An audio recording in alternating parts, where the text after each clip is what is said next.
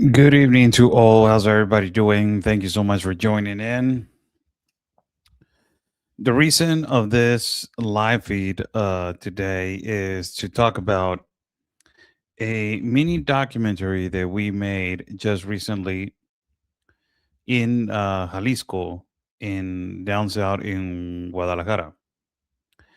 And it is about the kidnappings, the abductions, the human mass graves, which we have been reporting for now quite some time,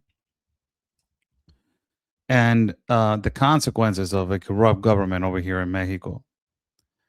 The title of the documentary, it leads you to understand what is going on. The title, it is Millions for FIFA, Nothing for the Missing. And why I say FIFA, because we got the FIFA World Cup hosting two states, which are the most predominantly the most important ones in the whole country, plus Monterrey.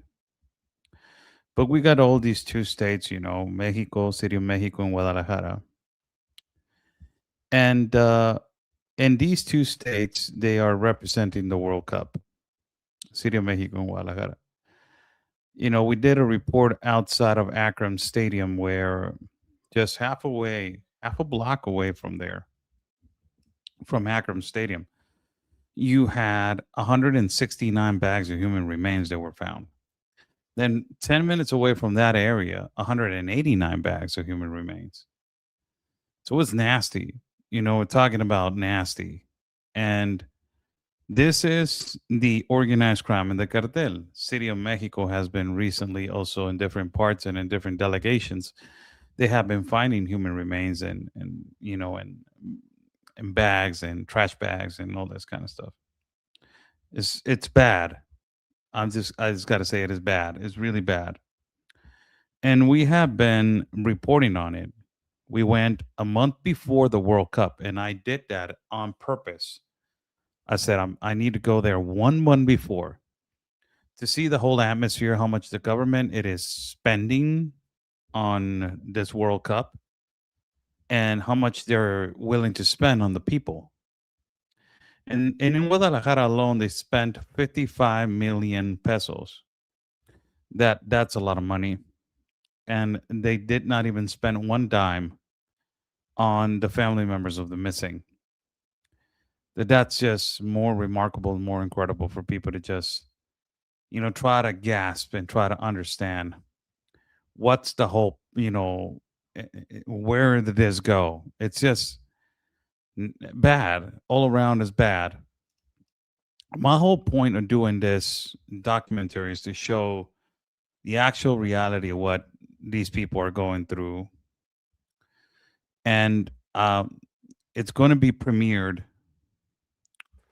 Let me see if I can airdrop this to. I did a small clip video. I did two small clip videos. And I believe that I can airdrop both of them, but let me just see if I can airdrop one and then the other one. Um,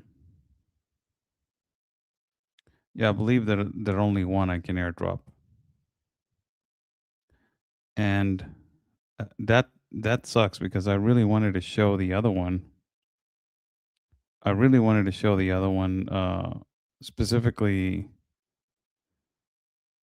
knowing that that's the one that I wanted to show the entrance of the documentary, and all. But let me just show you this one. Somebody saying, "We'll watch. Thank you for all you do." Yeah. Uh, it's been hard to do these kind of things. What the hell? It says, hold on. Let me see right here. Where am I at? Okay. So we're about to go and I will. This is a small clip, video for you guys to watch.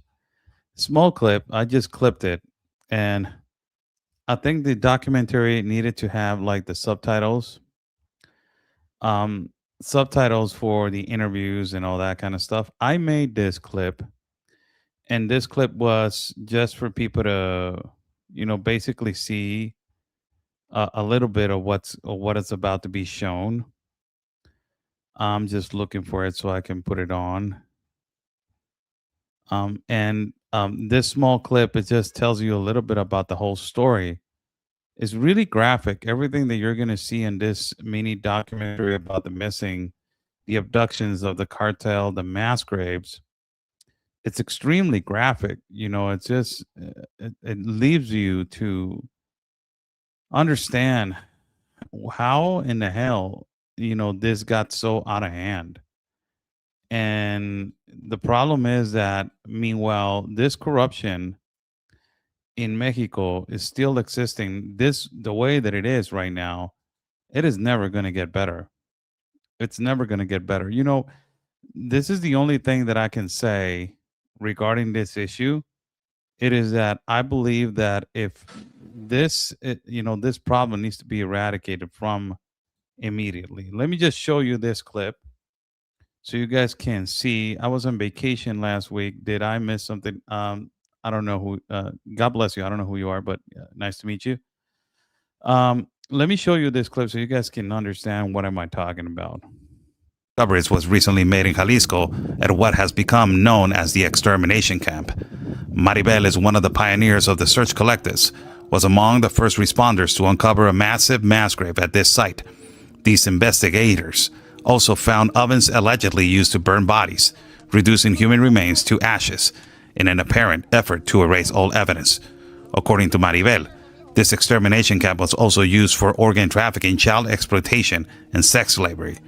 She was one of the very first people to witness the horrors hidden within this place, a chilling discovery that exposed yet another dark reality of Mexico's ongoing crisis. Gracias a ustedes por el espacio y por visibilizar nuestra lucha, que pues nosotros sacamos lo que las personas esconden, las personas que delinquen. Nosotros hemos sacado cuerpos donde ellos ya han descartado, y no me voy lejos, el Rancho Izaguirre. El Rancho Izaguirre en el mes de septiembre del 2024 estuvo resguardado porque hubo un enfrentamiento. Nosotros entramos en el mes de marzo, la primera semana del mes de marzo, localizamos una excavación que ya había sido procesada, trabajada por Fiscalía y por el CEMEFO, donde seguíamos sacando restos calcinados. Nos dimos a la tarea de seguir prospectando el rancho, donde pudimos localizar otros 2 hornos más, donde me tocó localizar el horno más grande, y pues eran muchísimos huesos. Duré muchas horas sentada sobre esos huesos, sobre la esperanza para muchas familias. Si tú tuvieras la oportunidad de pararte en la mañanera, levantar la mano, tuvieras a la presidenta de frente, ¿qué le preguntaras, qué le dijeras, qué mensaje en frente de todo el mundo, qué le dijeras, Maribel? Pues, ¿en dónde está el apoyo que siempre prometen antes de llegar al lugar? Pero ella dice que sí está apoyando, Maribel. Ella dice que sí. No está apoyando, están maquillando las cifras. Fácil y sencillo, me gustaría que se contactara con nosotros y nos acompañara a una búsqueda. Que agarrara una pala, que agarrara una varilla, que clavara una varilla en la tierra y aprendiera lo que nosotros aprendemos. A diferenciar si es el olor de un perro, si es el olor de una rata, si es el olor de un cuerpo, que no debería de ser. So that's a clip. Now you guys can imagine how, how this is. You guys can imagine what am I talking about. And you guys can just barely imagine how this mini documentary talking about this, it gets worse. It gets really bad. Let me just tell you the whole story about how we got there. I cannot show the mini documentary because it's going to be premiered on Real America's Voice News in English. We did this one in English because we wanted the people in America to know how they're spending millions on corrupt FIFA, that it has a World Cup that everybody has been waiting for. I have been waiting for it, but we never thought that our country will be this bad. Mexico will be this bad right now in terms of the missing and the abductions. It's really bad. And we got to a point that I said I need to get involved. I started getting involved, because it's the problem is that I live over here. You got all these these these Twitter X posting and X commentators, X spaces, all these people that they're on social media, and they do all this stuff in the comfort of their home, just commenting, doing all these commentary lives or stuff like that. And then you have us, the other kind, that we go to the place, and the threat of us getting involved in these kind of places is bad. Immediately after I came back from Jalisco, I started receiving death threats immediately. Immediately, it was not just a matter of quite a moment. It was immediately. So I said, you know what? I don't know what I'm going to do. Should I release this? Should I release it? Am I going to put some people, their lives in danger? But I talked to all the collective group members, the searcher group members, and all of them, they said, no, we're tired of it. We this is what we do. We expose ourselves because we want everybody to understand and everybody to know what we're going through.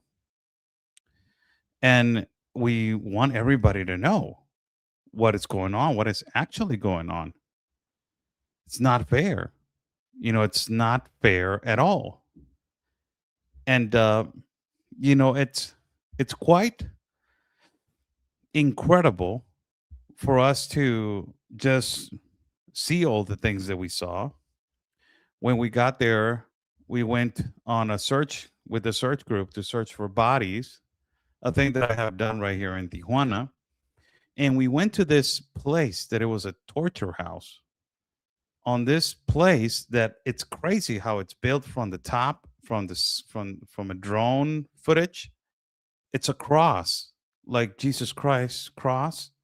So it's a cross. These demonic people, they use this infrastructure in their heads as I don't know, in a way, as appreciating God, but torturing and killing people. It's kind of Machiavellical, really.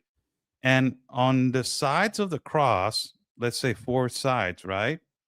You enter this torture house, and every side, it had a little room. These little rooms had holes on the top of the wall. It's like where they used to hang them and torture them. There was a lot of debris of clothing, all this kind of stuff. It's not a speculation. It's already been reports on the police that place used to be a place that they used to torture them, kidnap, torture, extract the information, and then kill. And then after that, bury them in the mountains. It was a open mountain area. So immediately when we got there, it was like 10 people on the search group. Let me just tell you this quick story. We got there, and there was only one man on the searcher group. The other ones were all women. Mr. Raul tells me, "Oh, we're going about to start digging." Immediately when he starts digging, we find like bone fragments. And you're like, you got to be kidding me. Immediately on the back of the house, that it was like infrastructure as a cross. Um, they immediately found bone fragments. So I'm like, whoa, it's we know that we're gonna find more, right? So I was doing a hit with Rav in Spanish. I was doing my show, as a matter of fact, in Spanish. It's called On the Line, but it's in Spanish, and we have Rav Espanol. I don't know if you guys have seen it. I have my own show, like a weekly show, like Ben Berquam has his own show. His show is Law and Border. I have On the Line in Spanish. So I was doing the show, right? I was doing like live recording. I was live recording, and I was going live on the show. People were really hooked. They were watching it. And as I'm recording, people digging, the women digging with shovels and sticks and all this stuff. It's in the middle of nowhere. Let me just tell you, in the middle of nowhere is a really tough, rough neighborhood controlled by the criminal organization CJNG. Immediately when we started, digging, they started digging. A kid, a 10-year-old, arrives alone out of nowhere. Alone. It was freaky because there was nobody there. It's a random rural area. And the last house was way far down, like 2 blocks away from there. There was nothing on the top. It's just a mountainside. And a 10-year-old appears there. And it was it was, not that tall, average size of a 10-year-old, really skinny. And he stares at everybody outside of the front of at the back door of one of the back doors from this house. And he started staring at everybody. And I just started recording on him. And I was like shocked. I was like, what the hell is going on? Where did this kid came from? What is this kid doing here alone? What is going on? So he walks slowly towards the middle part where everybody's digging. And he talks directly to the specific guy that was in charge of this searcher group. He didn't talk to me. He didn't talk to the security guy that I was with. We had an armed security. Without him, we would have something bad would have happened. He didn't talk to our camera guy. That is another fantastic journalist. 3 men we were there, other than the man that was in charge of the searcher group. And he looked and he went directly towards him and he said, "What are you doing here?" And he responded, we're just working." Working on what? These kind of questions, a 10-year-old, they don't ask these kind of stuff. What is a 10-year-old doing over there, first and foremost? And he asked, and then the leader of the searcher group told the 10-year-old, "Who sent you?" And he became silent. Said, "Who sent you?" Again, I'm asking. And he became silent again. "Did somebody sent you?" And then immediately I put the camera really close to him to make him a little bit to understand what was going on. Not directly in his face. I put it, to one way.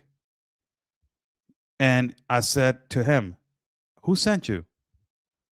And he looked at me. This is on video. People can go and watch it. This is on video. And he looked at me and he said, "Nobody. I came here alone." So I'm like, "No, you did not." Then he walked closely more to the searcher group guy. And he said, "You need to get out of here." Whoa. We were like, I looked at him. This is a 10-year-old kid, less than 10. I imagine that he was 10, but I think that it was between 8 and 10 years old. And everything was recorded. I'm like, oh my God. I started speaking in Spanish. I'm like, what it is going on? Who's this kid with? So he got out of the house. He got out of our way. He said, "I'm leaving." Ya me voy, he said in Spanish. He turned around and he went back. So the camera guy started following him. And he got into another abandoned house. And he walked all the way to the mountainside alone. And we were like, whoa, what it is going on here? Everything is recorded.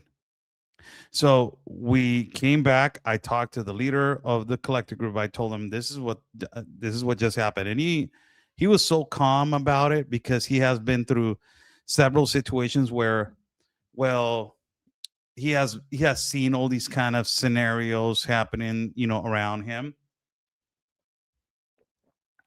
So he told me this happens. The cartel sends their kids. Guess who uses kids as a shield? Does anybody know? Can somebody put in the comment section who uses kids as shields and they're considered to be terrorists. Who else? So um he went away. I asked him what the hell's going on. He said they sent him. And I said, who's they? And he said, like, well, the cartel.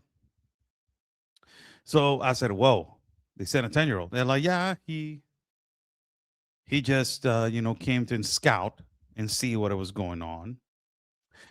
And we started searching more, right? They found more bone fragments.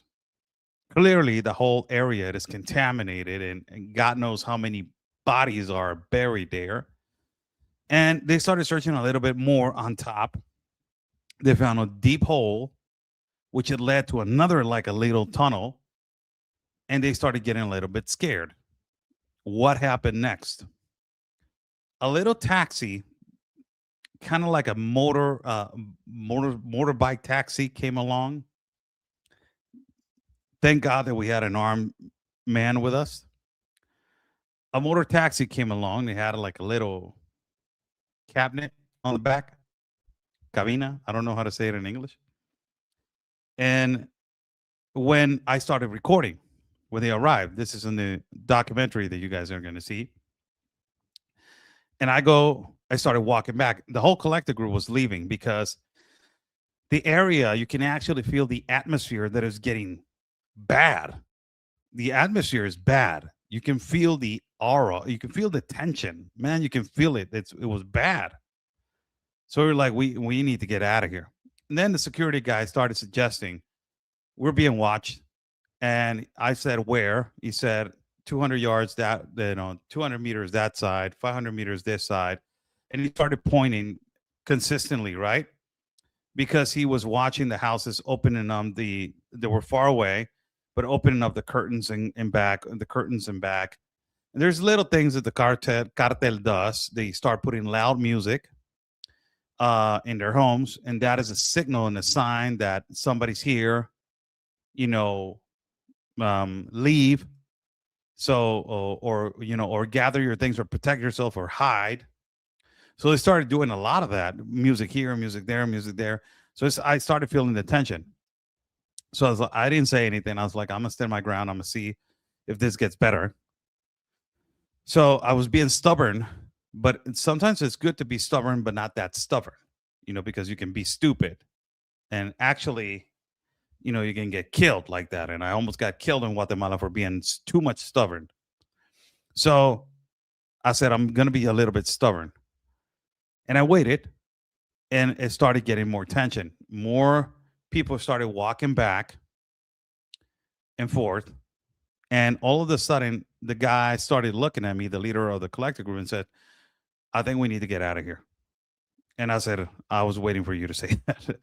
So he got his things. He started telling the girls, you know what? We need to get out of here. We need to leave and get out of here. And we started leaving, right? As soon as we started getting back to the car, there was a small taxi, the one that I was telling you, white. There were two men in there, really young, in their 20s. Both of them, immediately when they got out of there, they stood outside first, and both of them, they were armed. And I looked, and I started recording. They got inside of their taxi. In front of their taxi, they were speaking to me, saying, "You guys are you're searching for bodies, huh?" And I said, "Yeah." And what are you? I was like, "I'm a journalist." Like, "Oh, okay." And he said, really clearly, you can hear it on the video. He said, "I think it's time to leave." And I said, "Yeah, we know that it's time to leave. We know that it's time to leave. Okay, we will wait for you." It's like, "Yeah, don't worry." They were really polite. They act polite when they don't want to be aggressive. And I said to the camera guy, and I said to security immediately got in front of me. And he's like, "Get your things, pack your things, put it in the car. I'm watching you." So He's watching what we're doing. The women are putting their things in the car, and the guy's getting himself in the car. We got out of there. They followed us all the way out of the neighborhood. It was like a 15-minute drive. I was like, okay, this guy's not going. And he's just waiting for us to leave the neighborhood. We got out of there. Just to make the long story short, he had another anonymous call, the leader of the searcher group, and they told him about another body, that it was presumptively in the back of a small complex apartments. This complex apartment was occupied by a non-legal owner, which tells you that these houses get abandoned, people get in there, they make them as their own, and they never leave, right? This neighborhood was tough. It was all controlled by this CJNG organization. We got there. Clear, there was a guy that he was in bad shape. It looked like he was inside of the house, but he was in bad shape. Bad shape, I meaning he looked like he was on drugs, and he was high at the moment. And the leader of the collective group got out. Our security got out. Camera guy got out. I got out. And he told me, Oscar, the leader of the collective group, said, you see that half a block? You see that empty lot? And I said, yes. Half a block away. It's a whole complex area. It's big. But on the other side of this house or this complex area, there was an empty lot. There is an empty lot. And apparently a construction company, again, started digging and started, trying to make apartments or whatever they're trying to make. And they found 15 bags of human remains. So everything was pointing to the fact that it was going to be positive that we were going to find something on the back of this house. And so he said, as soon as we finish digging on this backyard, we're going to go over there and see what's going on. I said, all right, I'll wait for you. So we waited. There was this guy that apparently he was the one that was living there. He came out and he said, no, I don't do anything of that kind. And we don't do anything of over here. I have a lot of trash in the back. I have a lot of things in the back. There's nothing there. You guys cannot, you guys cannot be doing this. You guys cannot do this kind of stuff, enter my house.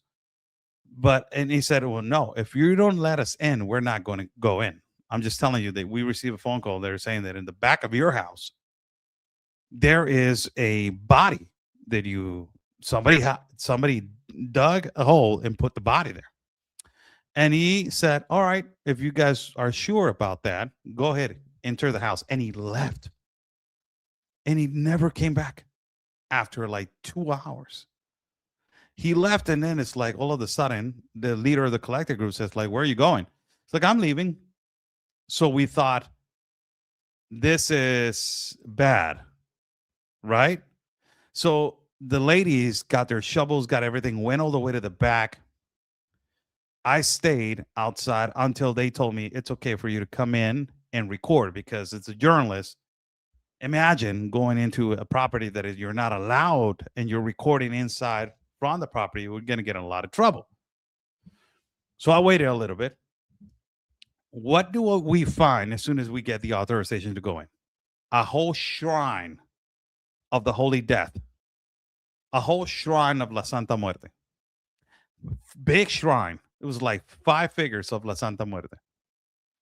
This actually happens when you have these kind of people. They pray to the Holy Death. They pray to the devil. They pray to Satan. And sometimes when you find these mass graves, they have a Holy Death shrine on the side, on the back, all the way to the bottom of a cliff, somewhere hiding. A lot of people say that they do that for sacrifices, for her, him, whatever it is. A lot of people say, well, they do it because they are offering that life to that particular, whatever it is. And they do a lot of these things, right? So we entered the house. I saw that, and man, you can feel a heavy energy. I'm just I'm just relating what I felt. It's just a heavy, so heavy energy, man. So heavy, really heavy energy. Let me see if I have the clip right here of that part, which I think that I have the clip, which I'm trying to find right here for you guys to actually see the clip. That's the next clip that I will be posting in our media so you guys can understand where we're going with this and showing you guys all of it. But I'm trying to find a clip right here, people, so we can continue with this broadcast. I was not preparing to show the clip because it's part of the mini documentary, but I believe that it's important for me to show because people are going to actually see what kind of a drastic situation we were into, and I think that it's important for people to see it. But I man, the clip is not here. I only see the shrine, but the clip is not here. So I think that we're not going to be able to put it on. But we have this. So we enter this house, and no, it's not. Oh yeah, it's here. Let me see if it's. Yeah, let me just show you here.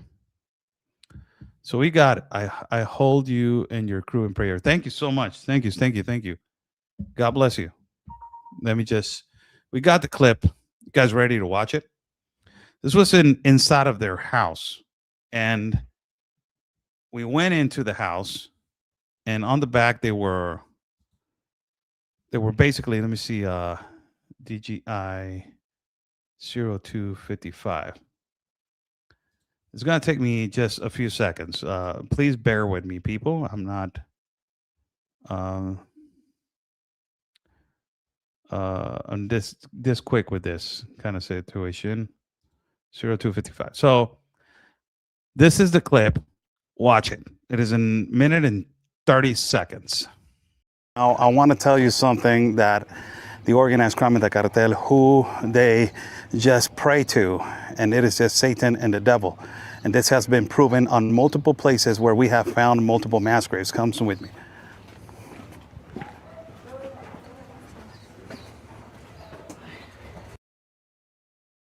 Let me pause this. You see this big gigantic hole?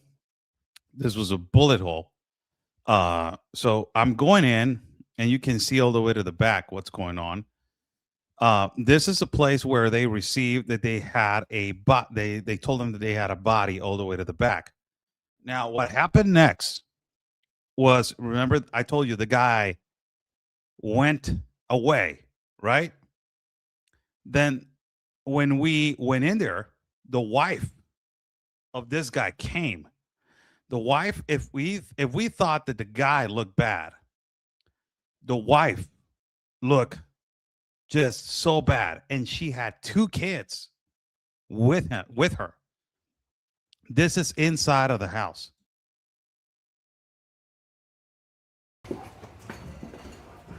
This right here, the Holy Death, la Santa Muerte. Every single situation and every single place that we have gone in, they have these shrines of la Santa Muerte. This happens continuously. This is the devil. This is where they operate, and they plead and they beg to her to protect them and to continue with their violence and their kidnappings and their dismembering bodies and their offerings. Possibly what they said about this place, it is 100% sure that there's a body behind this, and we don't know if they offered to her. This continuously happens on these particular sites, and this is how disgusting these people are. They pray to the devil, and these kind of sites you can find bodies or dismembered bodies that they have been, sounding the alarm by anonymous calls.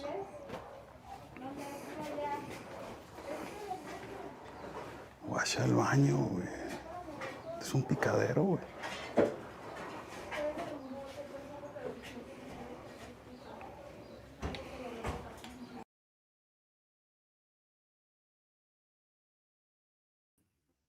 So as you guys are, you know, my expression in Spanish, a lot of people, if you heard that, it's not edited. So um, I said, "Wacha" is kind of like a slang in Spanish, right? It's like watch, see, and I said it's un picadero, way.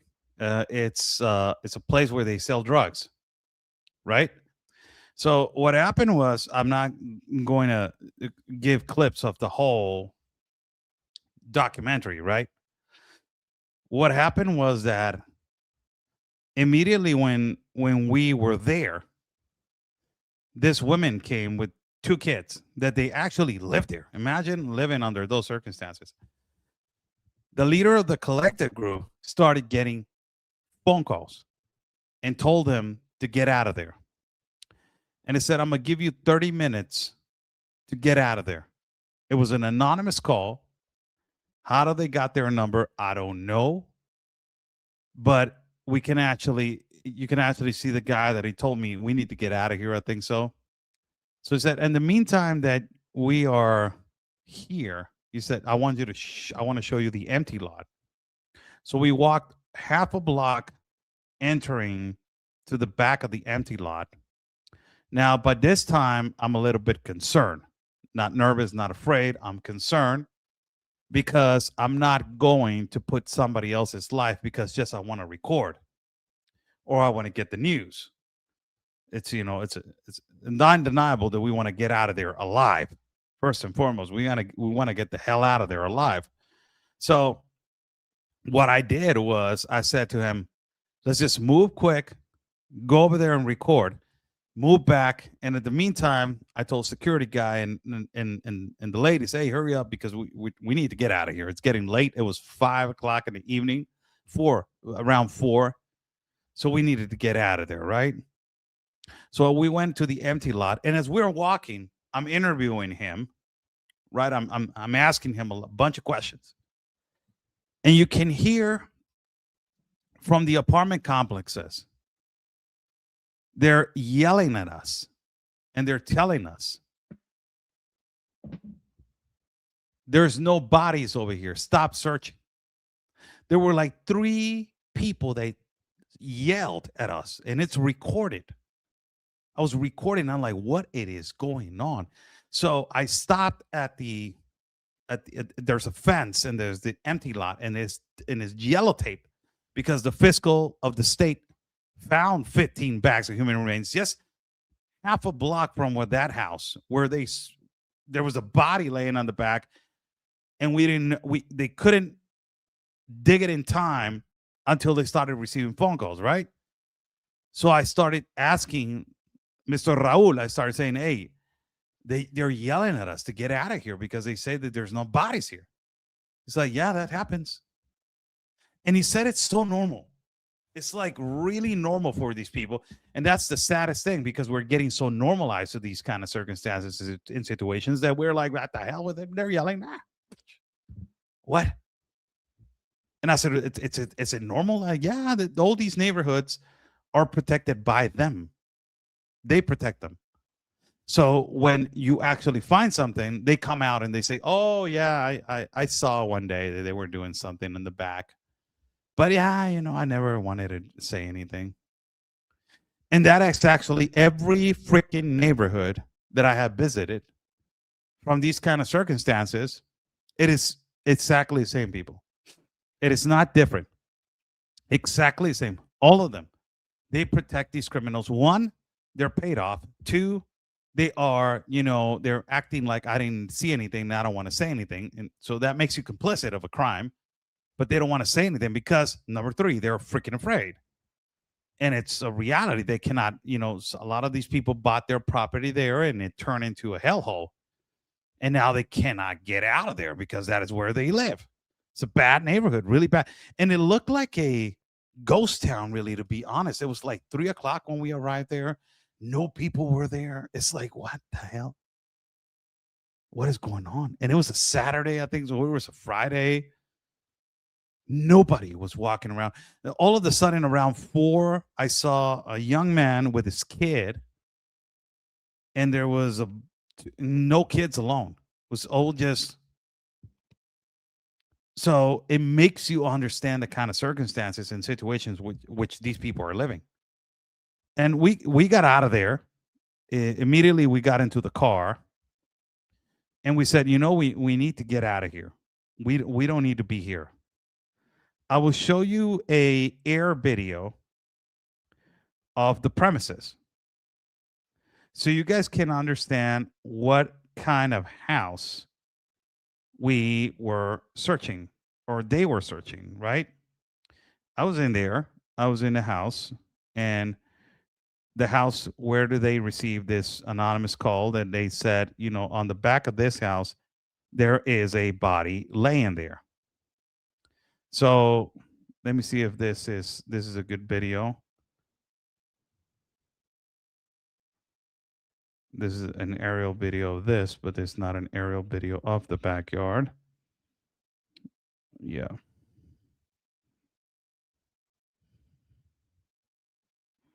This is one, but I want to show the whole thing.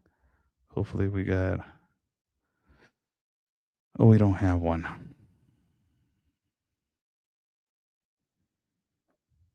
Okay, I'm gonna get this 53-second one, and then I'm gonna get this 1:15. Yeah. I'm gonna get this 53-second one first. Let me show you this back of this house. Bear with me, people.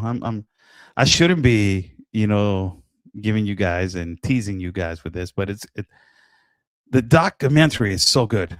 It's really for me, it's a masterpiece, man. We did this with every intention to help the information get DGI DLE 0023. Okay, hold on.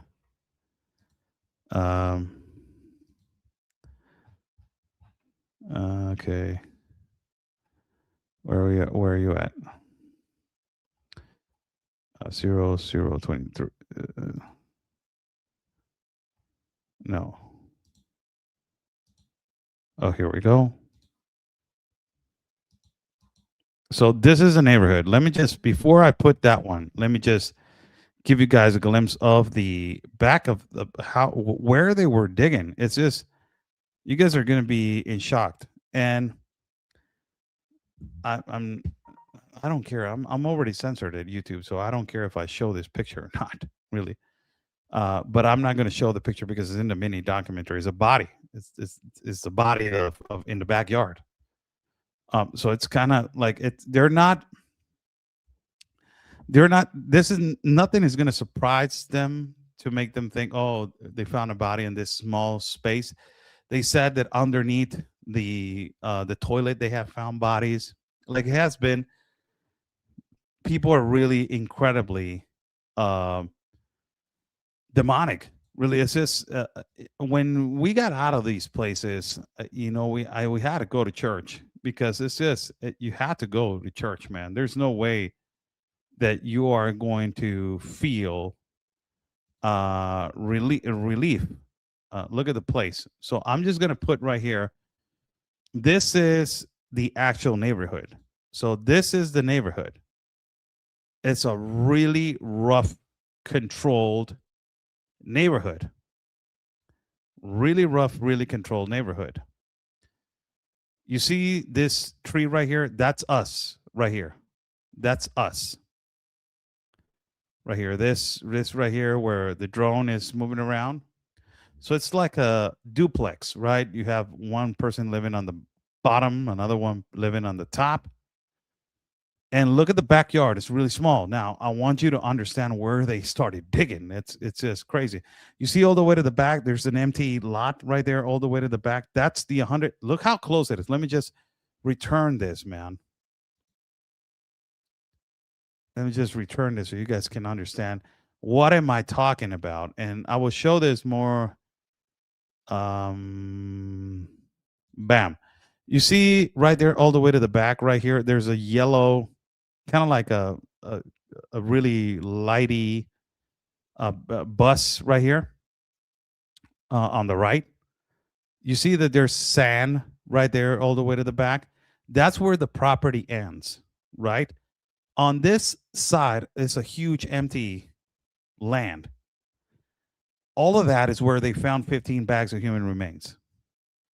Look how far it is from the house. The house is right here where this tree is at. And in front of it, it's just 15 bags of human remains. That's where I told you that we walked. And when we were walking on this block right here in the middle that you see, this block right here in the middle, they were yelling at us, there's no bodies here. Get out of here. How crazy that is. It's crazy. This is the neighborhood.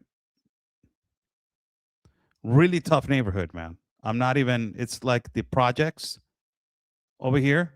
But I want to show you how these brave women, because they're incredibly brave women, with only a shovel and a stick, no police. We were the ones that hired the security.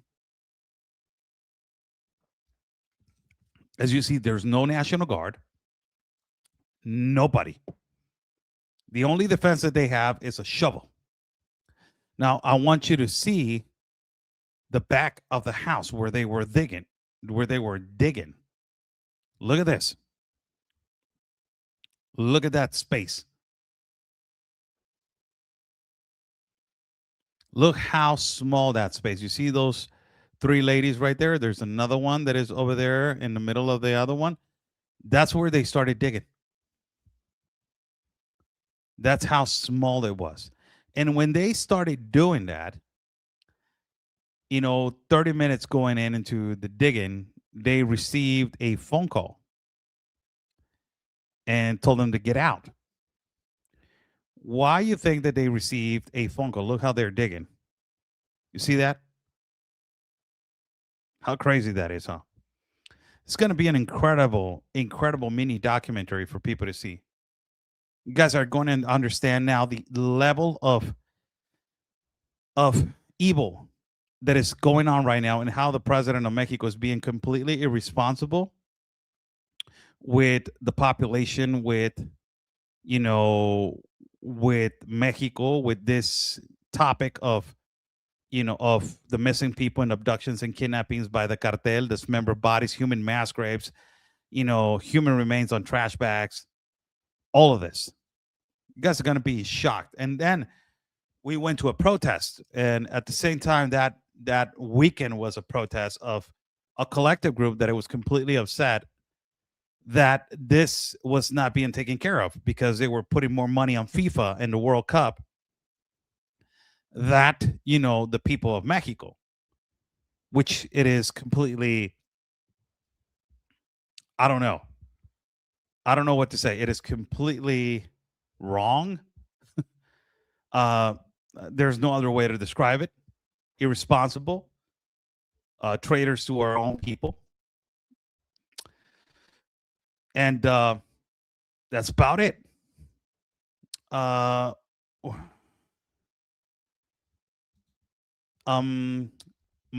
Oscar, would it be prudent for you to invest in a trained cadaver dog? I don't have the money to do that. I wish that I had the money to, I have 2 dogs, but I was thinking about that last year, and I said, you know what, I think that I'm gonna invest in a Malinois, German Shepherd Malinois, and those are the ones that you're really trained, and I really needed one. I said, and you know what? Who told me about that? Chuck Holton. Chuck told me, my mentor, that which I miss you so much, Chuck. I send you a big hug and I love you. And he told me, Oscar, where you go, you need it. Sometimes you're alone and you need somebody to assist you. And I think that if you train a dog, you will have that. And instead of, having somebody to just pay and walk with you, you can have a dog and actually can be a lot of help. So I said, yeah. So I really wanted to buy a Malinois, but it says I didn't have the money. I don't have the money to do it. It will be a great investment. And there's training schools over here that they do that in Tijuana, specifically for these kind of dogs, that they're the most incredible smart dogs that that basically they train these dogs, and they actually tell you what kind of training do you want me to give them, because they actually can be some guidance dogs, and some dogs to guide you for for specific people that they have. That's the real inclusion: the blind, the people that they have autism, the people that they are in a wheelchair. That's the inclusion that we need to focus on, not this trans stupidity. And no offense, this is the reality. And they tell you what kind of training you want to give the dog, right? So I wanted a training for specific defense and combat. And they told me the amount, and it was expensive, but not extreme expensive. But for a Mexican, it is. But yeah, it will be an incredible investment if I had the opportunity to do that. I think that it will be an incredible investment. To buy the dog, I don't know how much they are. I think that they're up in the, I don't know. I never investigated their school. I think it's not that. I never investigated. I really need to dig in. Last time one time I investigated, and it was, I'm not going to say the price for specific reasons, right? But it will be good. Oscar, a cat or dog finds dead bodies. Yeah, I don't want to do finding dead bodies my whole career. Um, you know, it's okay if you're dedicating yourself to that. Um, I don't want to do that. It is, you guys need to understand my whole, it's been 10 years of giving only bad news. That's the only critical news that I get. And it is not always bad, but it's critical, chaotic, critical, conflictional. It's always that. And why I'm going to try to buy a dog to put him through that? I don't want to. I will buy a dog for protection, absolutely undeniably, and to accompany me as I am doing my job. Let that responsibility be on me, not on a dog, because I love dogs, man. I'm not going to put him through that psychological mindset that his life is to search for dead bodies. No, I will like to give him a good life, treat him well with love. I love dogs, man. My dogs, I love them. And my two dogs, I rescued them. So Negro, I rescued him from the street. Honey, God rest her soul, I got her buried right here on the backyard. I miss her so much, my basset hound. Then I rescued another one, Killer. Then I got a cat that they were about to throw them away, and I rescued that cat. So, but I wanted a Negro, my dog, I wanted to train him, but he's such a good watchdog of the house that I'm not going to train him to watch me. I want him to watch the house. So, it's important that we treat dogs with love and not torture them to only their minds to understand that their life is about finding a body. I'm not gonna waste no dog's life like that. Although there's a lot of people that they do that, and I respect your decisions. I'm not that guy that is gonna train a dog just to do that. For protection, I will train a dog for that, but not in in those kind of circumstances to find dead bodies. I don't. To protect, yes, a Malinois. I think it is one of the most incredible dogs, and I wish that I can have one. Those dogs are incredible. They look so handsome when you put their their chest piece and all that kind of stuff. They look incredible. They're great dogs. But that's what it is. Until now, we have only the blessing of of our Lord to go in there into these kind of places. I would recommend You know, if you guys want to see this documentary, I don't know when it is going to be published. I will post another clip, possibly tomorrow. We'll post another clip.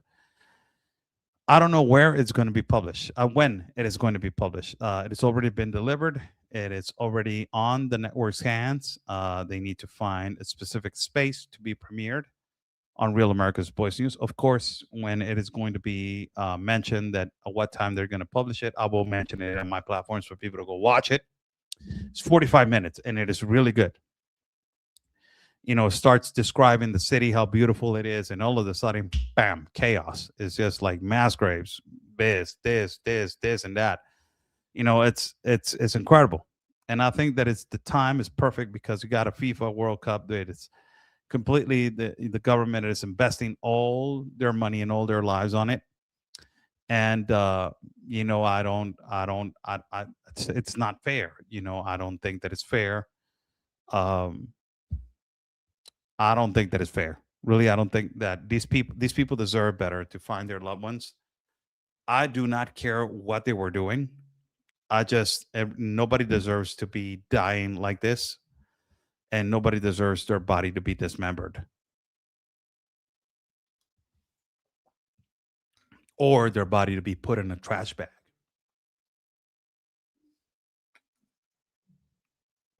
I don't know if I make myself. Do any of the cartels live in that neighborhood? I don't know if you were listening, Ms. Lorraine. Possibly you were doing something else. I was mentioning that all this neighborhood it is controlled by the CJNG cartel. All of this neighborhood and the majority of Jalisco, the whole Jalisco is controlled by CJNG cartel. Remember, CJNG cartel Jalisco, even the name of the organization.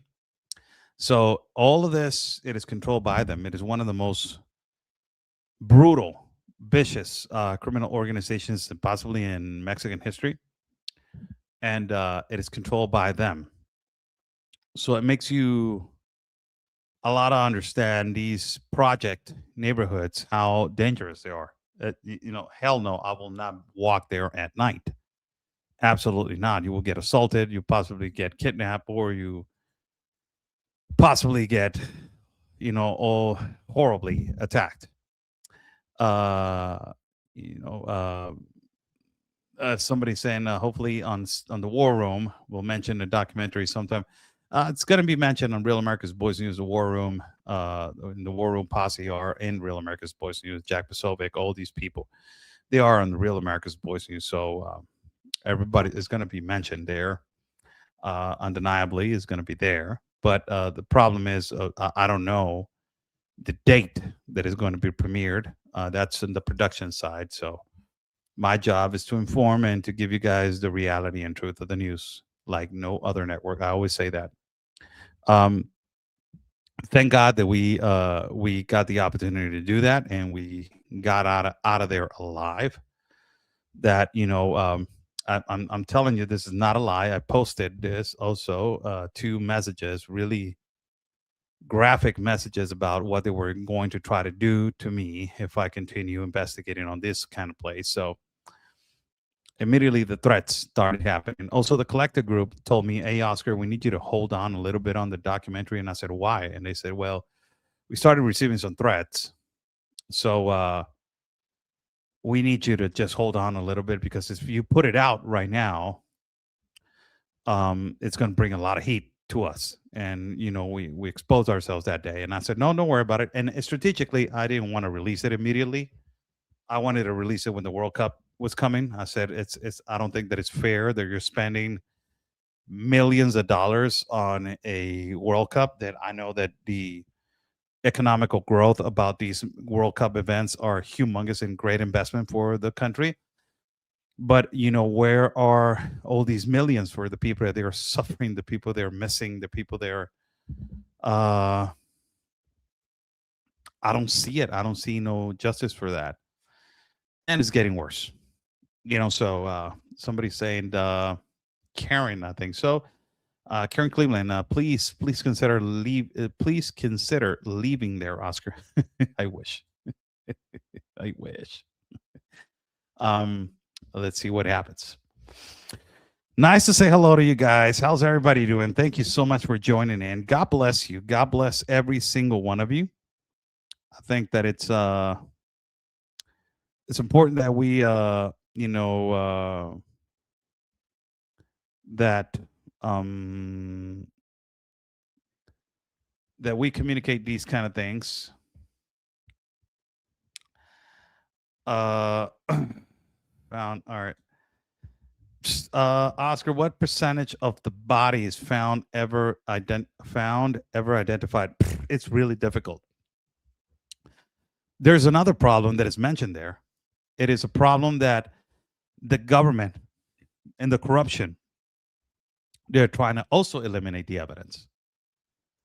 What am I talking about? That even when they found a body, they put it on, they eliminate the body.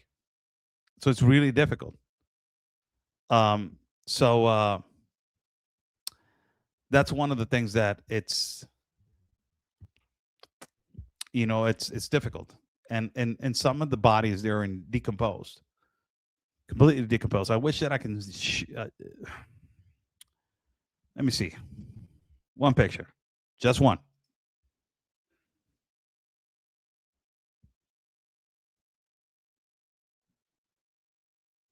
So you guys can get an idea.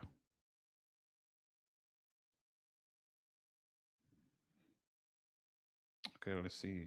This one.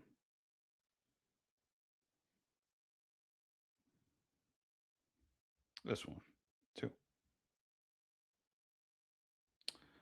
And this one, 3. Let's see. About to see something. Image 0629, 0627. Okay, and this one is 0629, 29, 27, and 67. 29, 27. 29, 27, and 67. All right, image. Okay, joder la chinga y sontas. Hold on, people. Let me just okay,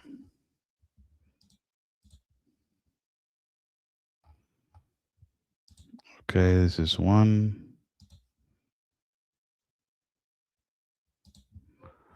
$29.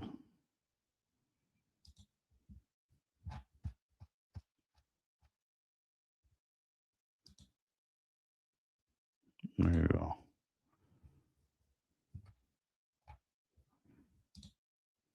And 67.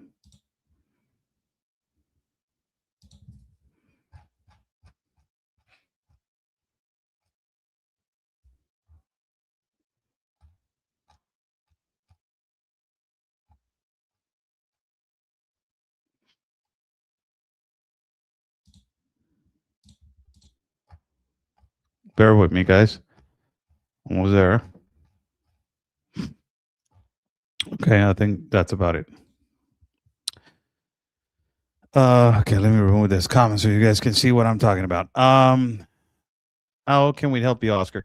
Thank you so much for the help. Buy me a coffee. It is on my YouTube page. If you guys like to contribute to my independent reporting and travel fund, let me just put the thing right here. Hopefully you guys can help me out. Let's see right here. Where is it at? Buy me a coffee right here. Okay. Let's copy the link. And then I go right here. And then I post right here. And then I push right here.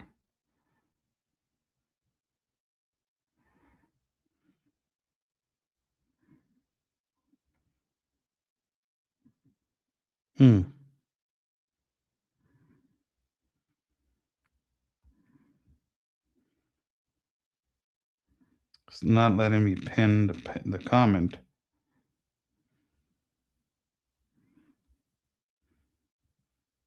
Well, it's right there. I think it's already in the comment section. It went in. I think it went in on the comment section. Yeah, it's right there. If you see the comment, there's the share Google. So This is viewer discretion is advised. If you have a a minor next to you, remove him from the screen. I'm letting everybody know because I don't want to. Oh my God, I was so traumatized and it was because of Oscar Blue. Stop. I'm showing you what we found and how these bodies are found. So viewer discretion is advised for people who want no complaints later on. This is Mr. Raul, the guy that I went with on this search. And Mr. Raul, he was the one that found this premises 2 weeks before we arrived. These are bags of human remains right here. These are bags right there. So that's one. That's a bag.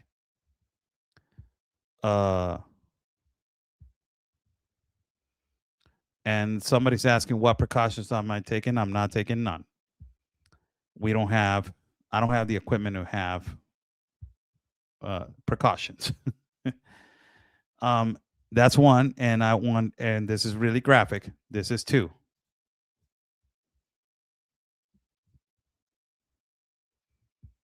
That's two right there. That's a human head. And on the bottom, you see decomposed body parts on a bag, on a trash bag, by the way.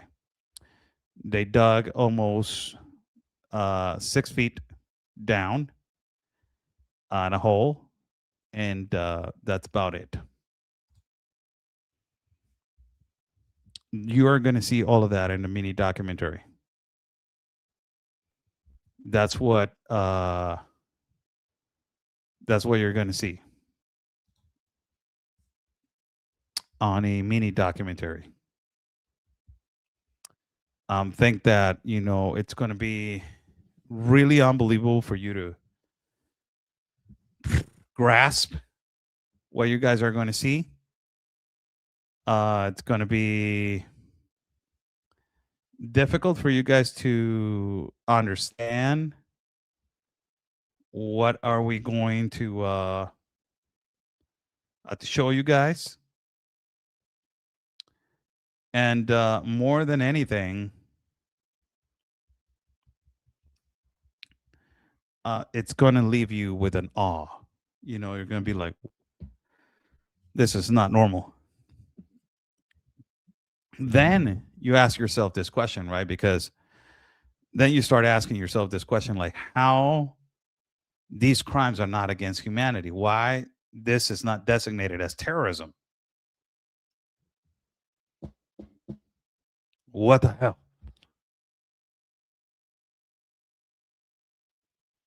No one has identified any of the buried yet? Yes, many times. Many. With the teeth and stuff like that. Yes, you identified.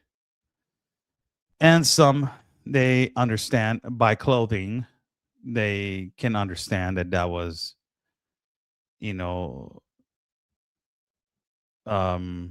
by clothing, this is what family members understand that was their family member. And this is clearly one of the things that when you start seeing it, I was accompanying a collective group right here in Tijuana, and I was with Ryan Mata that time, and we were on these premises that it was a small little place on a mountainside, on a neighborhood, one of the toughest neighborhoods right here in the state of Baja, if not the toughest. On this premises alone, they already found 8 bodies. So it makes you understand what the authorities are doing, why the authorities don't go over there and put a digger and put a caterpillar and get it all out. But it's so corrupt that and nobody wants to go in there, right? So the collective group told me, Oscar, we're going in there. And I'm like, what the hell? Well, let's go. So we started walking. We went all the way to the top of the mountain. They started digging. Immediately when they started digging, we found a human head, and it's just in this on bones skeleton. This human had a huge bullet hole right here, a huge caliber right here, huge caliber. But they started digging slowly because if the head is there, you're trying to dig correctly so you can find the body. The incredible thing was that they just found the head only alone. So what the hell? Where was the body? So these animals, they not only killed the guy, but they decapitated the head. They put the head somewhere else, and in the body. Later on, we found it, and it was just like a meter away from the house, from the head. And the body, you can actually see the hands that they were tied up. The hands were tied up. The feet were tied up. And it's clearly a murder, right? Somebody assassinated this guy. Somebody tortured this guy. Somebody did horrible things to this man. Later on, it was designated as a involuntary manslaughter. Well, it makes you understand that he fell, he hit his head, and he died. That's how the numbers are going down in Mexico. All of these murders are classified like that, so the numbers will go down, and you will have a really discrete numbers of people getting assassinated and getting killed. Crazy. But the aggravated thing about it is that this body was completely decapitated, horribly, killed. But the government is complicit about it because the government is classifying it as an involuntary manslaughter. So it's like a guy that just fell from the third floor, he hit his head, and he died. And nobody knew what happened. So all these bodies that you find sometimes on these empty premises, they're classified like this. And the bad thing about it is that because they're classified like this is because it is obvious what they are trying to do, and it is obvious what they're doing. And the obvious thing is they're trying to hide everything that is happening in Mexico. Nobody, no evidence, no crime. That's the thing about it. Sometimes it is the own government that is committing these crimes. Thank you so much for joining in. It was nice talking to you guys and giving you guys a little taste of what's coming and a little taste of what it is going to be showing in the next mini documentary that you guys are going to see in A Real America's Voice News. Oscar, I have the funds, but it puts in the info, but declines my payment to you. Go into my page. Go into my page, and you can actually go into the page of get out of the of right now this chat and go to the page of YouTube, and then you will find right there the link of the link of whatever the link of Buy Me a Coffee. You can find it right there. And you can, guys, if you guys want to contribute and help me out, that will be an enormous help. And it will be incredible for you guys to cooperate. God bless you guys. Thank you so much. It was nice talking to you guys tonight. Nice live, by the way. I'm glad I did not look at the pictures. Hearing this is hard enough. God help us all. It was really bad pictures. I don't recommend seeing them. I don't recommend seeing all this. A lot of people ask me these questions like, how do you get over it? How do you find a way to get over it? And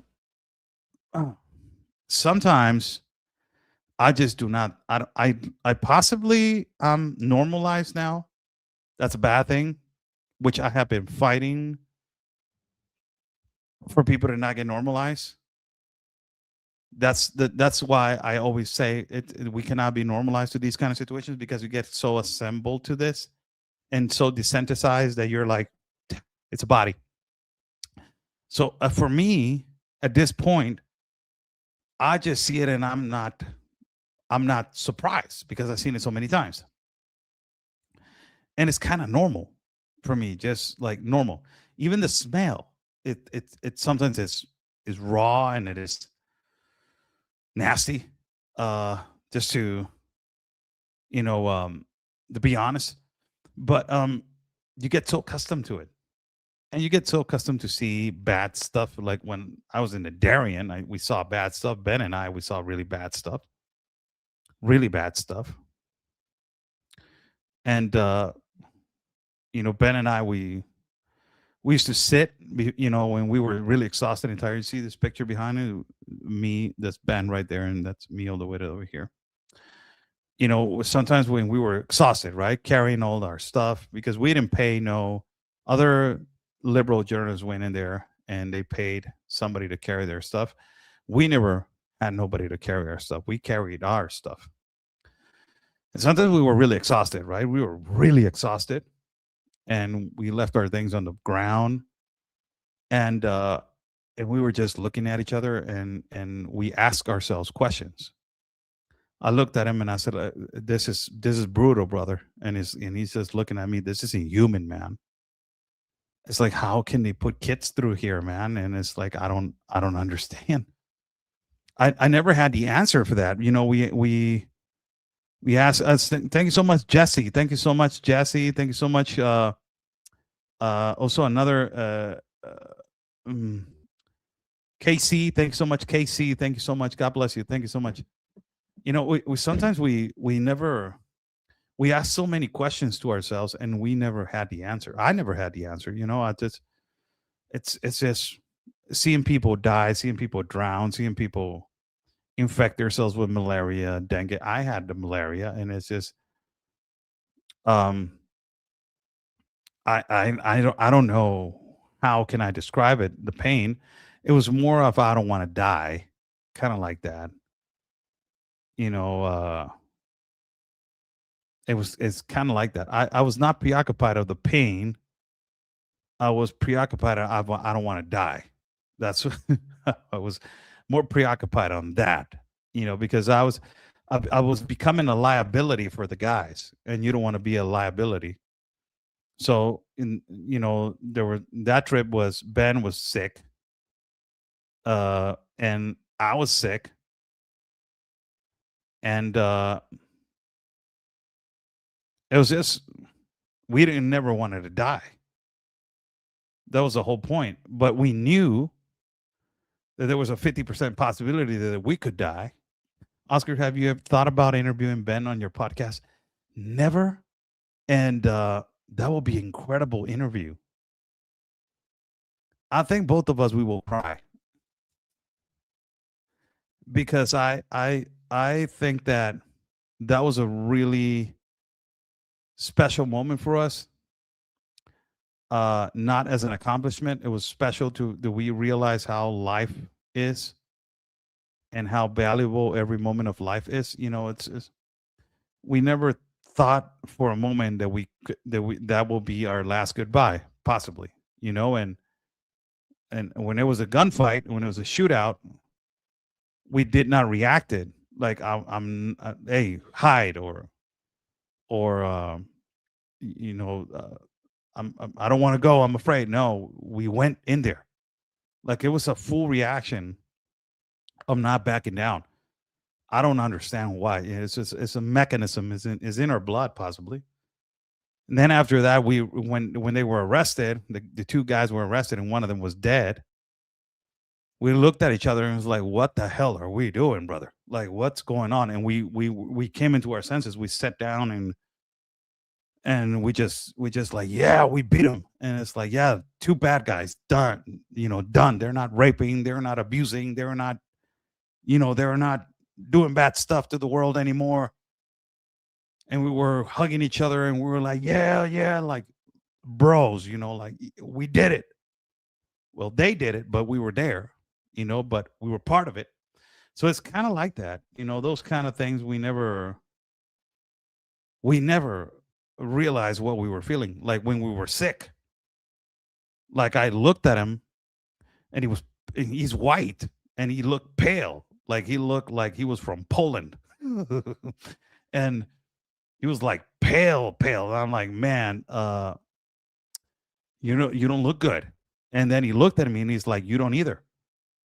And like we had to get our egos together because we were always arguing a lot about I'm exhausted, leave me alone. Don't talk to me right now. I'm exhausted. Like it was just like that. At the end of the day, we were just like, hey, brother, you're right. Yeah, I'm all right. I'm about to eat. You too. You're hungry. You're hungry. Yeah. Let me feed you or let me help you out. But, you know, it's just, it was just an unforgettable experience. I don't know, man. I don't know. I don't know. It's an unforgettable experience. I don't, every, every, every coverage that I have done has become some kind of a never ending story that you ever never going to forget. In my mind, I can tell a lot of stories about it, like caravans. I walked 12 and I have so many stories about it. You know, uh, the time that I was about to get killed in Guatemala, kidnapped and they torture us for a little bit.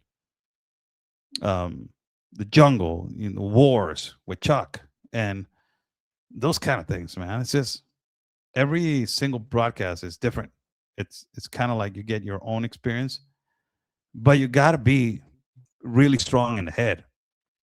Like I'm in the gym. You guys know that I like to go to the gym, and there was this big dude. He's like 6'7", 6'8", huge man. It's a huge Mexican. He's big and he's so big, man. He's like a man, like a man. I don't know. He's Hulk, man. They call him the Hulk, but I don't. He's Hulk. Like he's huge, right? And he has a bad look. It's like a bad guy. But at the end, I was sitting down. It's experience, right? Uh, and at the end, I was at the end of the gym. I was go and do some stretching when I end. Sometimes, people share my stuff when I'm carrying kids and I'm doing all this kind of stuff. And he came over and he presented himself and he said, "Hey, hey, man, my name is Eric. I used to be in the army, like in the army in Mexico or in the army in the United States." And he's like, "No, in the army in the United States." I'm like, "Oh, wow, man, that's awesome. How many years?" And he's like, "Oh, I think he said 8 or 10 or something like that. 10 years in the United States." I'm like, "Oh, you're a veteran?" He's like, "No, I work in security and all this kind of stuff." Like, "Oh, yeah, I'm a veteran, but I work in security." I'm like, "Oh, that's cool." He's like, "Hey, man, I he's, it, I can live 300, 400, 600 pounds, but I don't think that I will have the balls to do what you do." And I looked at him and it's like, "Thank you, respect. Thank you so much. You know, thank you for that." It's like, "No, man, really. I don't think that I can do that. One thing is lifting and one thing is, doing other stuff, but what you do is just I don't think that I will have the balls to do it." And for me, this guy right here, it has become just mental. It's just going to another place that is bad is critical. And we know that we're going to get sick. We know that we're going to get tired. We know that we're going to get exhausted. We know that there's going to be a possible gunfight. There's going to be somebody that is, hopefully nobody dies, but there's somebody's going to die. Somebody's going to get shot. So it's becoming something that we adapted our brains on how to do it. It's just part of the mechanism of adapting yourself to these kind of atmospheres. For me, it has become something that is not out of this world. It's for me, it's just like it's another coverage. Uh, gotta do my job. I gotta do the best that I can. People are relying on my, you know, on my truthful information. People are relying on what I'm doing. You know, a lot of people are watching, so I need to be on point. My job is to be on point. I don't care if I'm in the middle of the mountain, it is a cliff, there's a possibility of me dying. My job, I need to do it. And, you know, that's yeah, that's what I do.